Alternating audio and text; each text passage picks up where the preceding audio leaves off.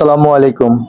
এই যে আমার একটা ভাই বাইকটা অ্যাক্সিডেন্ট করছে। অ্যাক্সিডেন্ট করার মূল রিজন হচ্ছে কি জানেন? বাইকের সামনে যে মোবাইল স্ট্যান্ড লাগানো রয়েছে, তাকে অফিস থেকে বারবার ফোন দিচ্ছে। যে ব্যক্তি ফোন দিচ্ছে তাকে বলতেছে যে ভাই ফোনটা পরে দেন, আমি বাইক থেকে নেমে ফোন দিব। তারপরেও সে বারবার ফোন দিচ্ছে।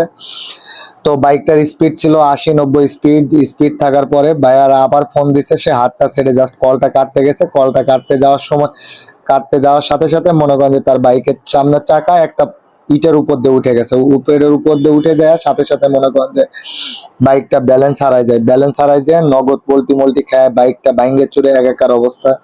দেখেন ট্যাঙ্কির কাভার, হ্যান্ডেল ম্যান্ডেল সবকিছু ভাঙ্গে পুরা গুড়া গুড়া হয়ে গেছে। তো একটা জিনিস খেয়াল রাখবেন সবাই, বাইক চালানোর সময় সাবধানে বাইক চালাবেন। আর ফোন থেকে বিরত থাকবেন, যতটুকু পারবেন চেষ্টা করবেন যাতে ফোন রিসিভ না করার জন্য। আর যদিও ফোন রিসিভ করতে হয়, তাহলে বাইকটাকে একটু কষ্ট করে সাইড করে নিয়ে পরে ফোনটা রিসিভ করবেন।